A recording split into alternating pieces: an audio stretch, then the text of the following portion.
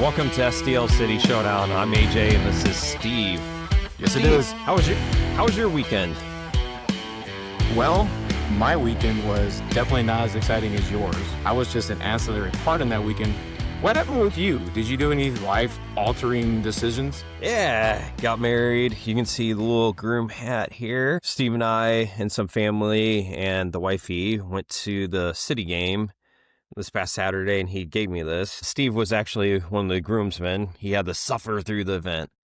And if anybody's kind of curious, it was actually kind of a mixed wedding. There was a Hindu component and the traditional Christian component. So we all had Steve, had the lenga, of course. Just kidding. He had just the usual kurta, and she had lenga, all that fun stuff. If you guys have no clue what that means, basically we were all wearing quote unquote Indian clothes. Yep. Indian and garb. Steve went commando. Who wears underwear? It's 2025, man. You gotta let them boys breathe. Gotta let them breathe, man.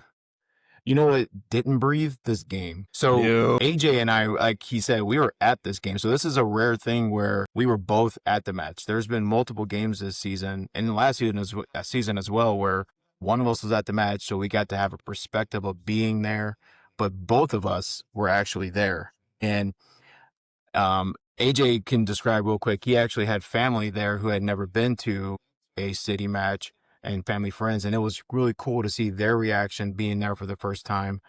And then I was standing in the supporter section for the first part of the game. So we can discuss real quickly kind of our perspectives. And then I came up and hung out with them at the second half of the game. So we can talk about our perspectives real quick. AJ, share like what you feel some of your people that have never experienced City Park or Energizer Park, whatever we're calling it now, for the first time, and compared to what you've known in the past. So what was their kind of reaction about being there, being in that environment? Like when the red lights come down, it was really cool. So discuss that real quick. Yeah, so what's really cool is they're from LA, so they've been to the LA games before, but there's no doubt that they felt like this stadium was top notch. Everybody talks about this, and there's a reason why, is that the food choices here are amazing. So the experience at the stadium, except for the actual game itself, is top notch. It's something I think we should feel proud of. Unlike Mr. Weebly from the MLS analyst crew that thinks that apparently St. Louis is crap, we actually have something to be proud of here. They loved the stadium. They loved how it looked. It had that almost like intimate feel, but still could hold thousands and thousands of people. It never really feels too compact, too busy. I get it. The concourses can get a little crowded, but it's not like horrible. So I think they absolutely had a blast. And I think it's just more, how can I say it, evidence that we actually have an amazing place here.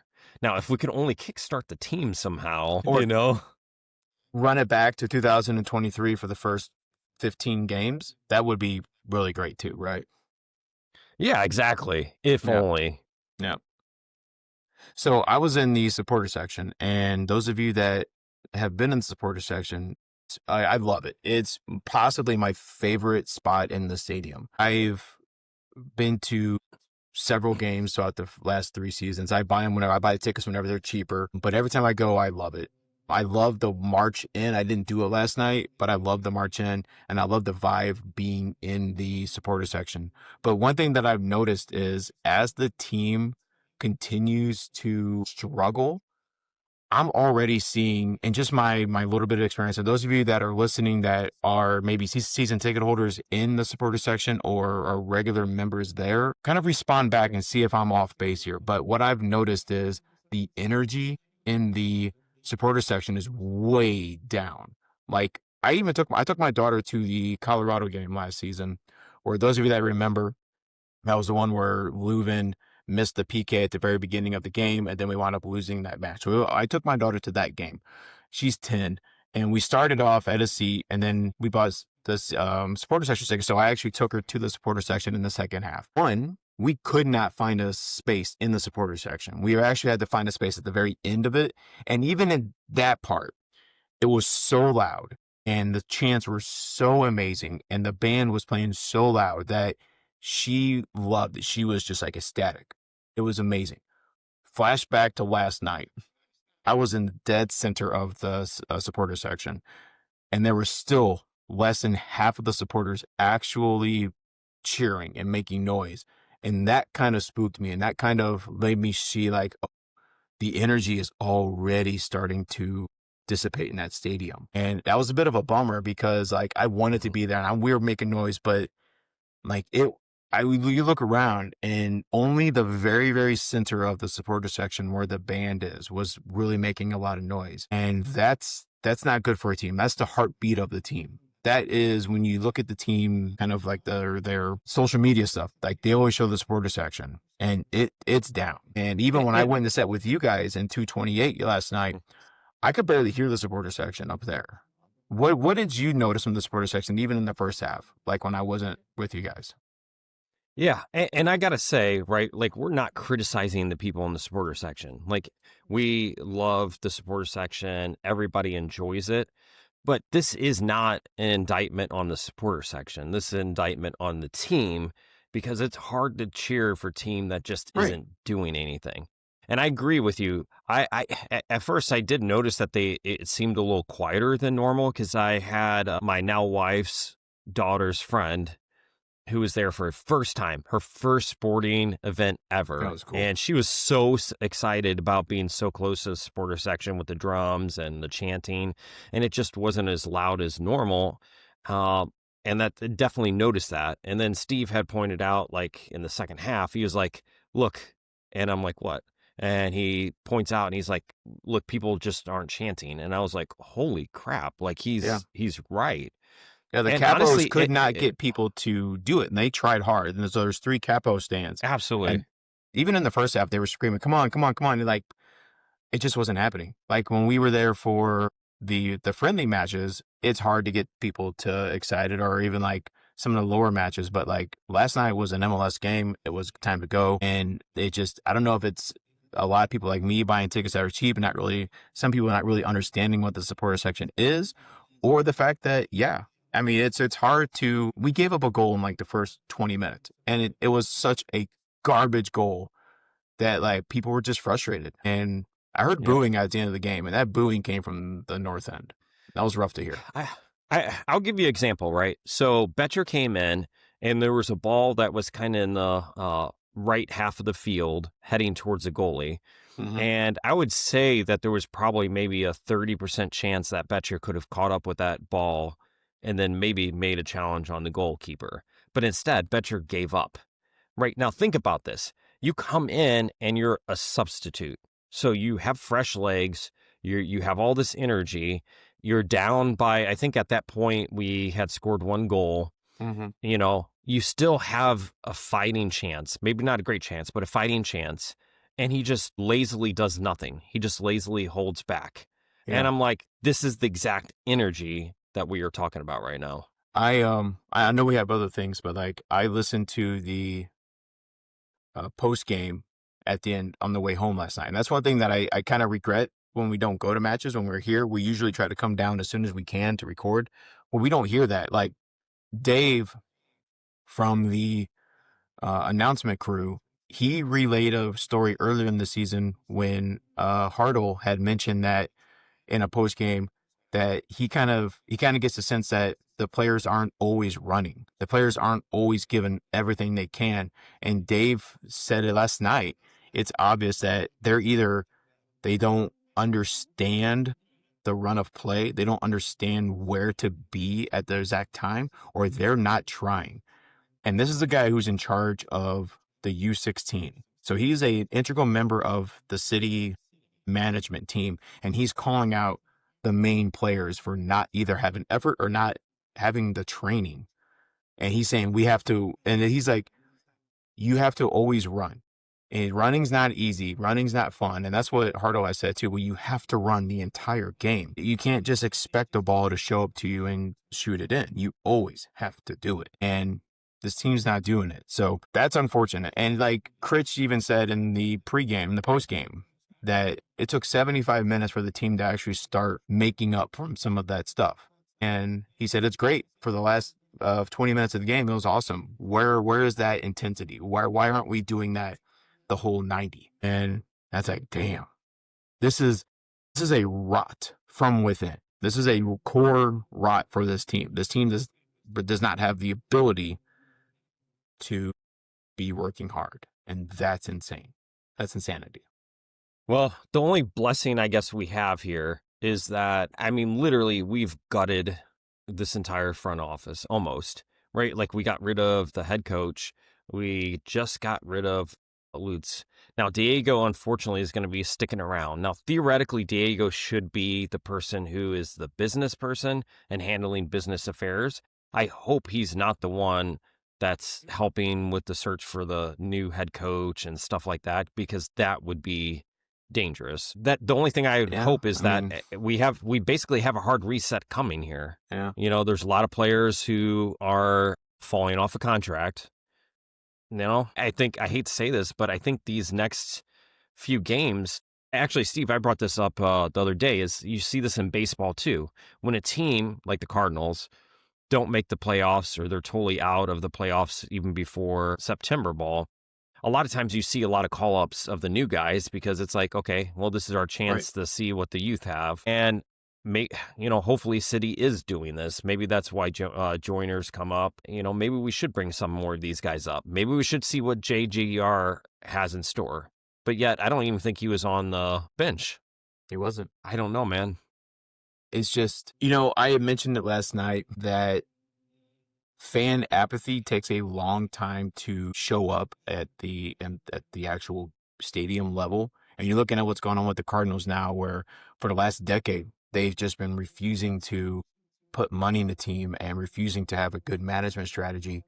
And it's taking the fans now to stop showing up. And that's the only time management seems to listen, is when it hurts them in the pocketbook. And we're looking at some of these integral things like the supporter section losing the intensity.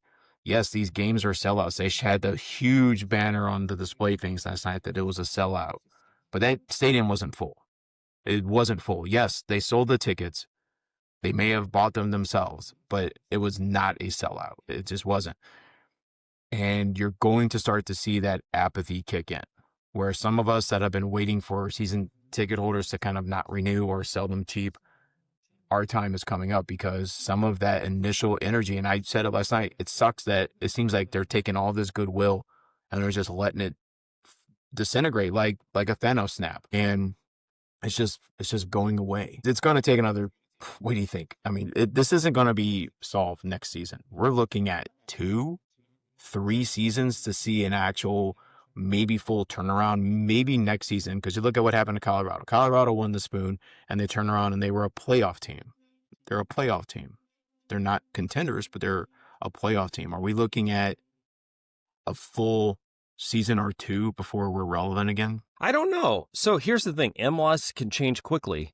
I mean, we see this all the time, where a team that was horrible can become a pretty decent team, and good teams can fall off very quickly. I think it's possible. Now, you brought up the money. If you guys haven't seen this, that MLS hit record. Well, the dog back there is like, I have something to say here. I know. So MLS spending has hit a record. So across the board, the salary has hit a record. Out of all of MLS, City is spending 1.5% of that record spending.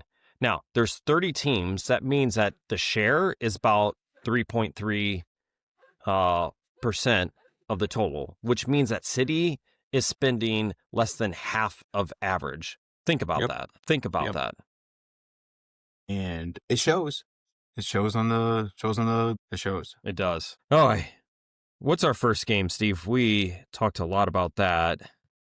You know what? I didn't think that we would start off this way, but let's go ahead and have some fun. So, in honor of the honeymoon theme that we got, because AJ with the nuptials, let's look at what would be our first dance song for City. So let's imagine we have a beautiful reception. City is there.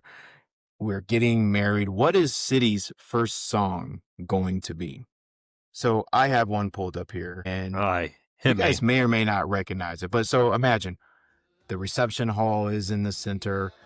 everyone's watching. City and the person that they're marrying is getting ready to have their nice first dance, and the song's about halfway through, and people realize, I know this song. You gotta let it run. Yeah, it's nice. Oh, here it comes, guys. Everyone knows it. Oh man. Okay. Whew. So if those of you that aren't familiar, Phil Collins wrote that song, and that is the premier F you, I hate everything about you breakup song. And I can only imagine that City is playing that song to its fans and to the players because they just like, everything's just, so like during the dance, they push each other away. The bridegroom and City push each other away, and they start fist fighting out there on the dance floor, because this is where we're at right now. We're at Phil Collins in the air tonight. If he says, if you were on fire, I wouldn't put you out. Like, this is kind of where we are. So like our first dance is just this very violent, just everyone's just, it's the scene from the Kingsmen, the church scene from the Kingsmen. Everyone's just bah, bah, bah, bah, bah. All of a sudden it turns into a great romantic thing to the just giant fisticuffs. So that was kind of what I was thinking for like our first dance is where we are right now. What about you? Where's your very nice romantic? You have my wife and I, our first song was Ella James At Last. Beautiful song. You've got some other amazing songs. What would be your first dance for City? So, just if anybody was curious, we actually had a first dance, which was All of Me. Very classic, right? Everybody does that at a wedding. But we actually broke out and did like a 6-minute, like choreographed Indian dance. Started with Shava Shava to Mahi Ve to Daisy Girl and to Ankh Marie. I can never say that word right, but it was very interesting. However, when it comes to City, oh yeah, you guys probably can see the henna too here. Yeah, that's dope. Yeah. So and that's all hand done. I asked. That's all done by hand. That's not like a stencil. That's hand drawn. That's wild. Yeah, it's awesome.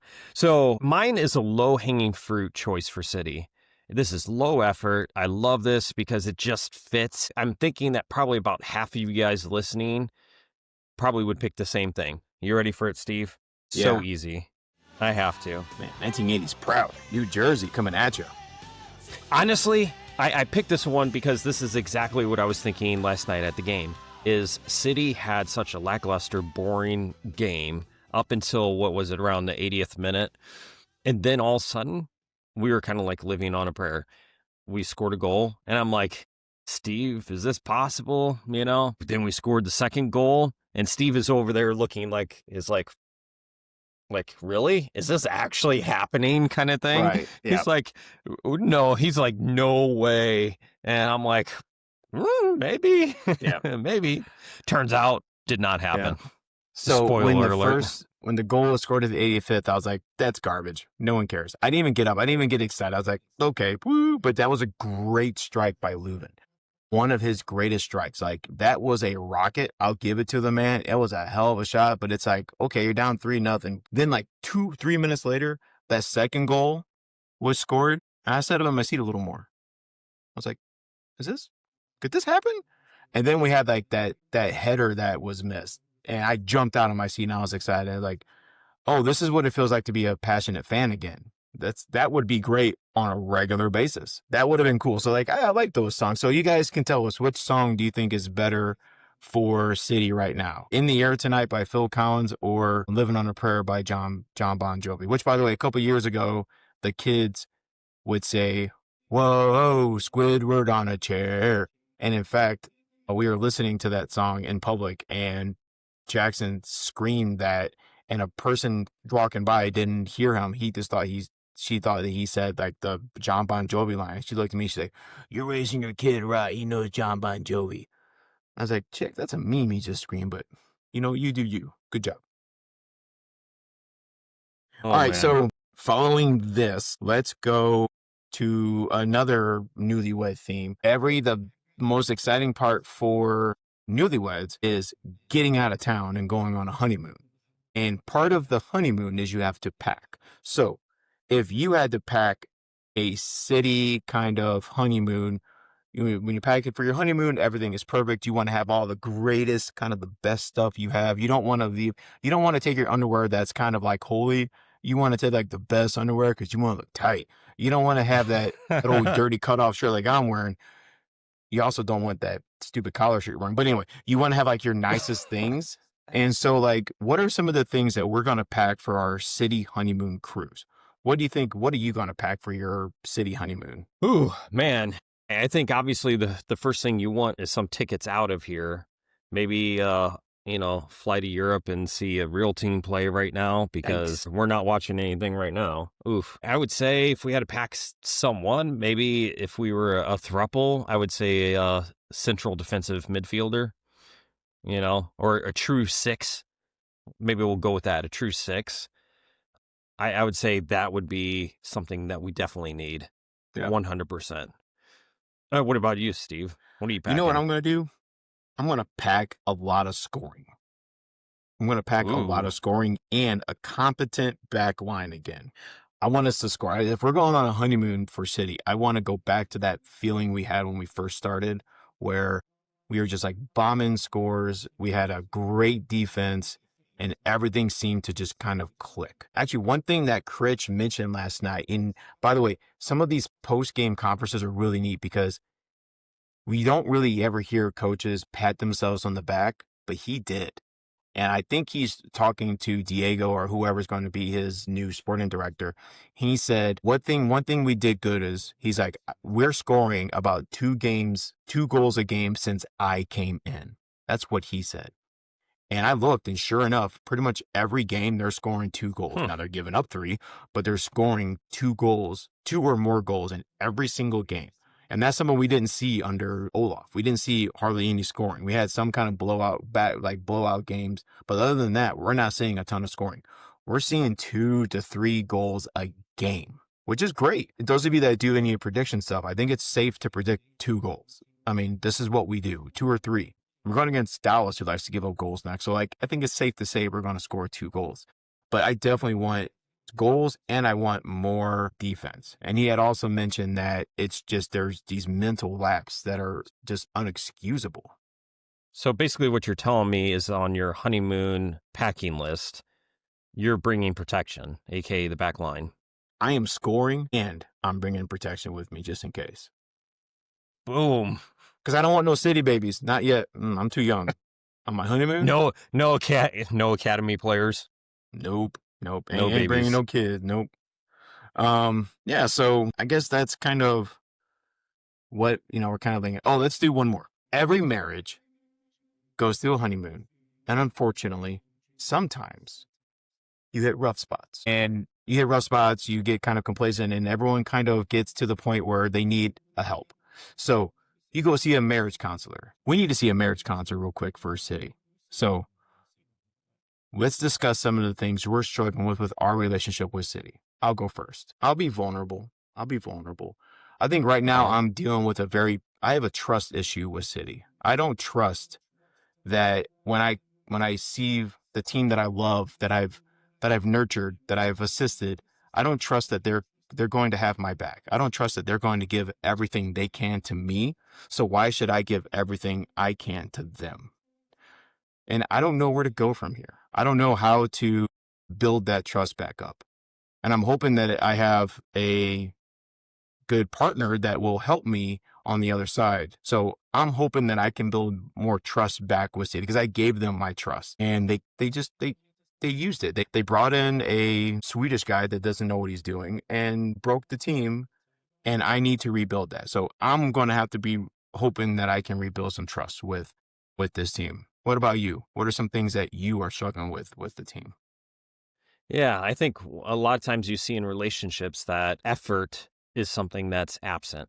So like maybe one partner is like always taking out the trash, always like doing the dishes and stuff like that.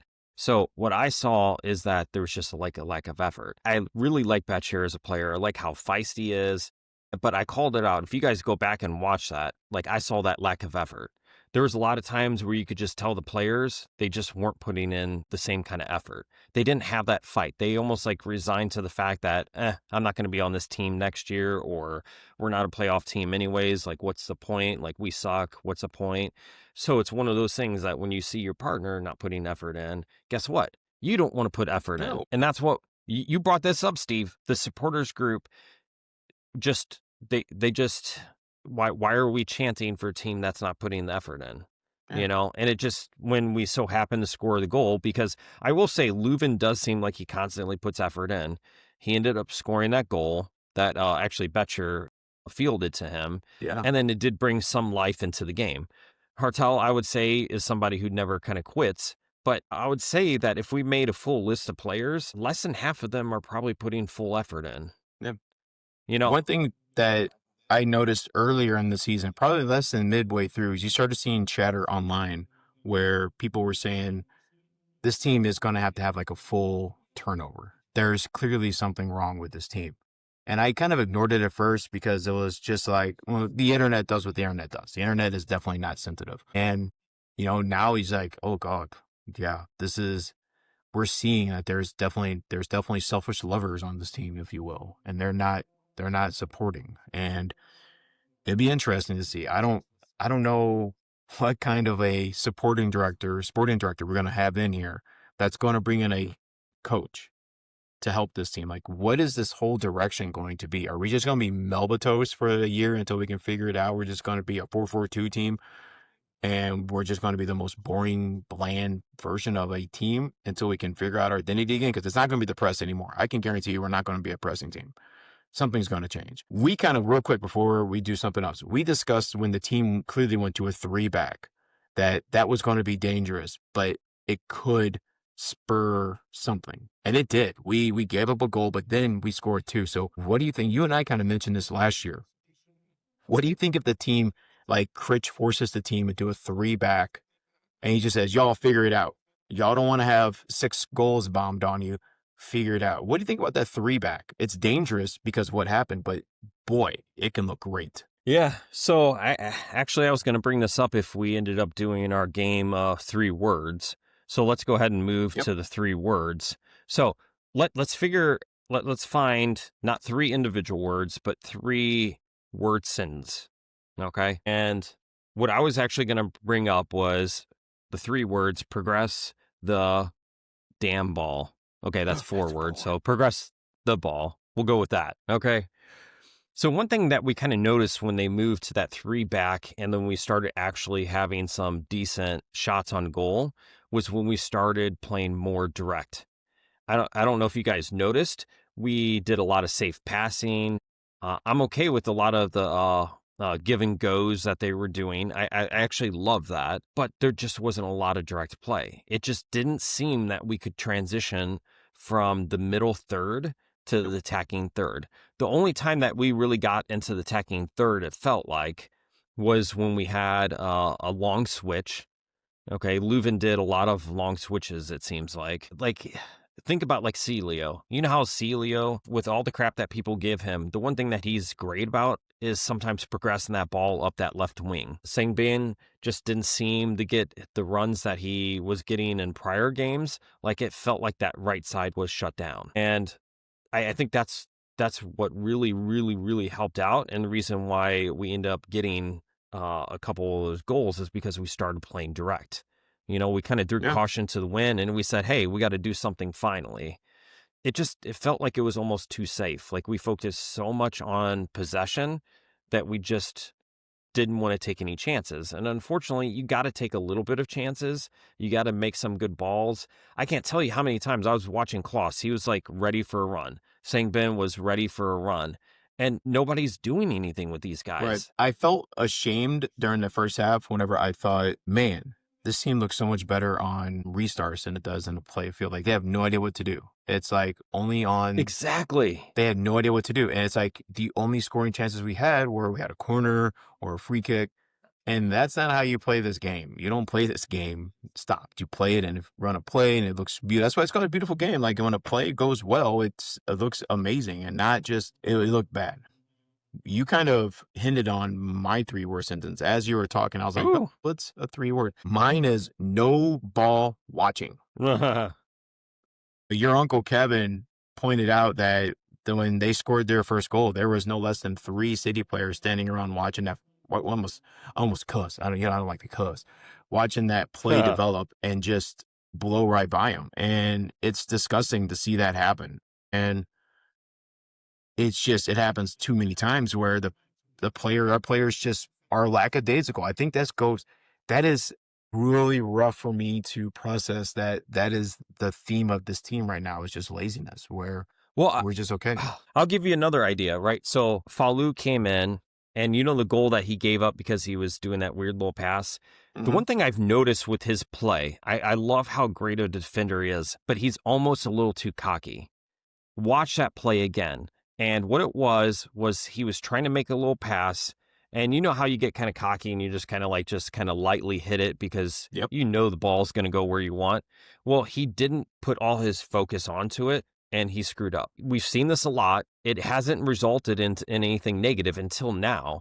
But the very first game he came out, he passed back to Berkey and it was just like a little light little pass because he was like, it'll get there. Don't worry about it. I'm a great defender, and it almost got intercepted and almost turned into a goal.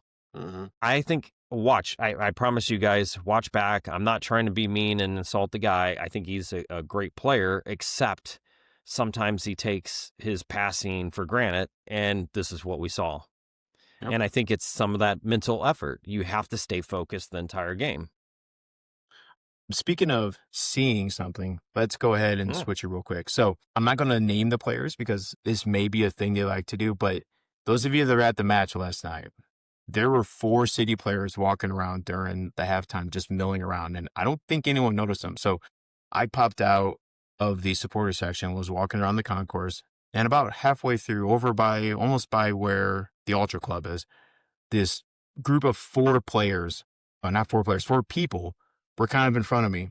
And they were looking around, they were walking, they were in nice clothes, they're really nice clothes, but they were kind of annoying, just kind of walking. And one of them had this weird kind of straight line mustache that the teenagers try to grow, but they can't. And it's like, look at all this mustache hair. It's like, bud, you got to just shave that off for a little bit. One of those guys had that. And I was like, looks familiar. And I didn't register. And I'm walking behind him, and we get all the way around the stadium. And one of the people kind of peel off to the side, and they're kind of standing like this against the wall, kind of looking around, and it clicks. I know that player. I know who that is. And then I looked and I was like, I know who that is. I know who that is. And I recognized all 4 of these guys. And I was nervous. I'm 44 years old. Okay. I have a couple master's degrees, and I was nervous seeing a bunch of 20-year-olds. I'm like, oh my gosh, oh my gosh, oh my gosh. I'm like, what do I do? What do I do? What do I do? What do I do? And they were walking, and I'm telling you, they were looking around for people to see if they recognized them, but nobody did. And so we're walking, and I was like, I just got to say something. And I realized I need to respect their privacy because they're still people, and they while they want to be seen, they don't want a mob. And I walked up to him and I was like, hey man, I know you. I see you. You're trying to act casual, but I see you. And they kind of chuckled. And I was like, and I see you. And I made eye contact with all of them when we joked. And I just gave them a fist bump. I was like, all right, guys, take it easy. And so there were 4 players on this team that clearly weren't playing last night, just chilling out, walking around the stadium. And I just randomly met them and didn't harass them. But like, it was really neat to see, like, they were just guys walking in the stadium, and it was so cool. Like, nobody was like, oh my God, it's you. Nobody. That's hilarious. It was such a cool experience. And like, I had to like go and record the memory because I wanted to make sure I didn't forget this because it was just so random and so weird. You always think about what do you do when you see a sports player out in the wild? What do you do? And like that's what I did. Like some of these cats are seen around getting ice cream and stuff, but like yeah, they were at work, but they weren't working and they were just there. And it was so cool to see like nobody. I followed them the entire stadium. I didn't know who they were, of course. They just happened to be following the same path I did. And not So you were once were they stalking them. I didn't know who they were. I was just walking. No, once I realized who they were for about 40 feet, yes, I was stalking them because I was trying to process in my head, how do I handle this? What do I do? Because this is a really neat experience. And I think at one point I bumped into one of them. I was like, hey, man, I'm sorry. Like, I didn't know who they were. And because they were walking really slow and shit. And I was like, you're kind of annoying. Get out of my way. And then when they caught up with me, then again, it kind of clicked who they were. But because they're also young, they're not like star players. You wouldn't have Berkey walking around. He'd be mobbed. His clothes would be ripped off. But like these cats are still major league sports players, and they're just walking. just walking in street clothes. Boop, boop, boop, boop, boop. But at their place of work, and no one recognized them. That was neat. So if you saw these cats last night and you know what I'm talking about, comment because it's really cool. But I'm not going to out them because it's not cool. But like the fact that they were there, that was really neat. And I told as many people as I could because it was insane. It was insane. And then I just left. And then I literally walked right past them. I was like, all right, guys, bye. I just left. Well, you ready So that was for the highlight last of the games? game. That was the highlight of the game. Yeah, I was about to say, literally, that's about the highlight. That was the highlight of my game. All right, you ready for our last game? Yeah, Goal or no goal? Yep. All right, so the first one, I got one for you. This is Taylor Twellman. This was before the game. He posted this. He like reposted the starting lineup, and he says, "So you spend $4 million on Fall, and he still isn't playing.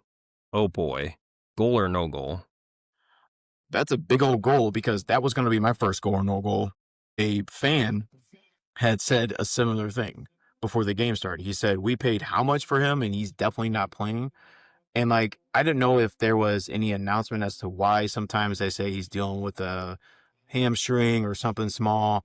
And I did comment to you that one of his hands is like severely wrapped. So I don't know if that has anything to do with it. It doesn't look like it's broken, but I don't know. But yeah, imagine if he was in that game the entire time. Imagine if Durkin was in that game the entire time. Imagine if Sila was in that game the entire time. Like, what could have happened? What could have changed? But here's the thing, though. Would it? Because our strikers and our players that are supposed to be scoring the ball, we know that there's an effort problem. I don't know. But yeah, that's a goal for me is we were spending all this money and not playing him when we know how good he is. What about you? Yeah, I mean, I agree with Taylor Twellman here. I just don't understand. Now, some people are probably thinking, yeah, but Falu made that blunder and all that. Yeah, I agree. But come on, you can't tell me that Timo is a better choice over Falu. Right, especially for the future. I'm sorry. Yeah, I mean, unless they're sitting here stating, kind of like what I was saying earlier in this podcast and yesterday, that unless they're just trying to assess these players and they want to see them a little bit more before they decide to retain or trade or whatever. But at the same time, we've seen Timo long enough. I don't know why you need him in at this point. Like, you know what you have here. Mm-hmm. It doesn't make any sense. Nope. Let's see. Trademark on Discord says, good for Mackay. Very good to see him get a goal on the first team after all the work he puts in for City 2. Goal or no goal? Yeah, goal, literally. Yeah. Well, and they were like Dale was saying, like he remembers seeing him when he played when he was at Gallagher. He played against City or the City Academy, and he scored 4 goals against the Academy. And he said Lutz called him the next day and said, "We need to get this kid on this team. We need to get him now, and he gets to keep his number." And they got it done. And they're so glad to see this young man actually progress and score a goal for the team. And he looked so happy to have done that last night because of the crap he went through last week with that stupid VAR. Which, by the way, guys, if you haven't seen the pro review video, it was posted on Discord, and I'm sure it was on Reddit as well, of like pro actually reviews all of their calls. It was obvious that the VAR was forcing the referee to go towards that conclusion. Now the referee has to make his own decision, but they were heavy-handedly telling him it's definitely a PK. It's definitely a PK. And he's like, I don't see it. And they were telling him, I've got a different angle that you can't see. And they didn't show him the different angle. There was no different angle. And it was definitely a need. So if you have any pitchforks you want to sharpen for conspiracy theories, go ahead and get them out because now's the time. I was about to say, that makes it sound so conspiratorial. It does, but I mean, is it a conspiracy when it's true? Like, it's obvious that something. And last night, I thought I had to check it. Yesterday was Joyner's birthday. That's pretty cool. That's pretty cool. Would have been better winning, but hey, you got his first MLS goal. A point that I made, a guy on Reddit says, this is going to take a lot longer than a season or 2 to fix. Goal or no goal? No goal. No goal. Yeah. I mean, I agree with you. Like, you saw what happened in Colorado. There was a pretty quick. All it takes is 1 or 2 players to come in, and it could be a big difference. But if we're blowing everything up, though, I mean, this whole thing is gone. I feel like what we are is we're going to be like doing the expansion season all over again. We're going Sure. to have a new sporting director. We're going to have a new coach. We have a lot of players falling off potentially, right? Like we could resign some of these players. One of the big players that we talked about a lot extensively is Berkey. Is Berkey going to be here? Lunt is also up on contract too. I don't see that Lunt's going to stick around. Like he's too good of a goalie. He's going to Oh go to man. another MLS team. So you're either going to keep him or Berkey. You're not going to have both. So like right there, just the goalkeeping team, you're losing half of it one way or another. Right. And it just, there's going to be a lot of turnover. It's just going to Yeah. be. So I think we're going to go through the expansion season again. And sometimes it just works out. It could Yeah. happen. But not great right now. It's like I said, it's just not great. It's the energy in the stadium, even like the opening, which is the most electric thing. I was like waiting for it to pop off, and it didn't. It still just didn't. It's just like a little pew, and that was it. Like it didn't. I was expecting it to hit because the sun was setting, summertime is over, the lights had full effect, and it just didn't hit. I feel like I want to go to more City 2 matches now because the environment there is at least electric. And it just, isn't this, it's too early to be thinking. I'm like, well, during that match, I was envisioning some of the very established MLS teams that aren't very good for a while and like how their supporter section is empty. There's like 30 people in the supporter section. I'm looking around thinking that's going to be us in 2 years. People are just going to stop coming to this because what's the point? And that made me feel weird. I'm a weird guy, but even that made me feel kind of like, ugh, I don't like that. Do you need a hug, Steve? Man, I need to hug myself. There we go. You know, Oh, help me hug freaking goals. Mirage Bamboozle Life on Reddit said, Cancilio and Sangbin be on the field together so we can score. Goal or no goal? I mean, if they'll score, sure. I don't know how well it's gonna. I mean, we got to try something, right? Yeah. What about you? I would say no goal because I don't think it matters at this point. I'm going to say goal because what I really want to see is Klaus up top, Celio on the left wing, Hartel as the cam, and then on the right wing, put Sangbin. And the thing is that, yeah, I get it. Celio doesn't have good defense. Some people are calling out his crosses and stuff like that, but at least he's a threat on the left side because I feel like basically right now teams have to defend Sangbin, and that's about it. Hartel's a good player, but he doesn't have the moves that Celio does on Right. the left side. Like you can defend Hartel one-on-one when he's trying to progress the ball. Celio, a lot of times they're taking two guys on this dude, and he still gets around them. Yep. You know? So he's pulling those players in. Even if he doesn't help directly, that indirectly is kind of clearing the field. So I'm going to say goal on that. Cool. And I think that's the last one I have. Yeah. What about you? That's all I have. That's all we need. Yeah. Womp womp. Womp. Womp the womp. But we're gonna get that spoon. We're gonna get the wooden spoon. LA Galaxy have like 1 or 2 games on us, and we only have 21 points. Montreal has 24. And they're already eliminated from playoff contention. We have Galaxy has 19. I can't imagine we're not. My God, we're gonna get the spoon, and we deserve it. And it had nothing to do with that game from last week in Vancouver. This is all City. I actually kind of hope City gets the spoon. And guys, don't hate me for saying this, but it's true. I hope we get the spoon because if we get second to last, it's not going to sting as much. What you want is if the ownership, because we don't know the ownership personally, right? Like we're not that cool. You're not But if the owner, first name basis with Carolyn. What a noob. well, first name basis, sure, but she doesn't know me. But if they care about this team at all, I want them to feel embarrassed. Yeah.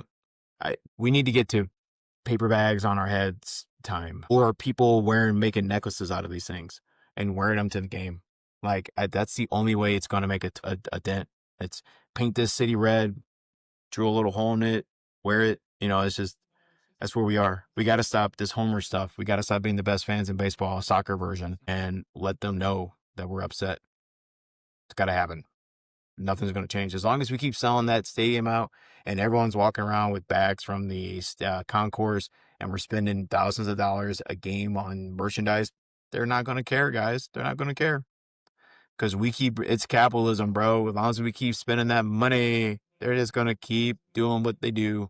All they got to do is keep one or two of the originals around for as long as they can and beat that dead horse. That's all they care about. Man, this is a exciting episode. All right. Well, honestly, though, I think this is so unlike the Cardinals, because we know that they're not trying to spend for whatever reason, right? Especially in the last few years. We're going to find out very quickly what they're going to do. When this new sporting director comes in, if they hamstring them, we know what they're doing, to be honest. We had a theory. Did they purposely restrict funds from Lutz knowing that they were going to fire him? Like, did they just want to get through the summer transfer window and then, fire him after that? I don't know. It's a shame. It's a shame. Like, I'm looking at my flag in the back with the stripes, New Jersey. We went to that we keep talking about that pre-season thing in December or January where they released the new jersey. They had everyone out and it was a big party. The energy we had then to where we are now doesn't seem fair to the fans. It's closing time, baby. All right, as this plays us out, Johnny, stand up, push that chair over, pump your fist in the air. Hold on, we gotta let it go. Closing time. Open all the doors and let you out. Gotta get it. He's like really jamming out over here.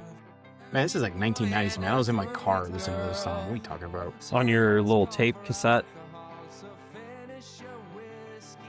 1077, baby. Woo! This is it right here. Man. You can't stay here. Shut your mouth. Shut your mouth. I tell my students this.